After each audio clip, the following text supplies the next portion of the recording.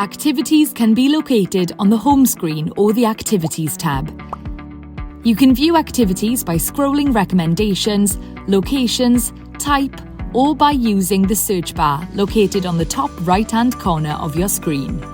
Tap on an activity to open the details.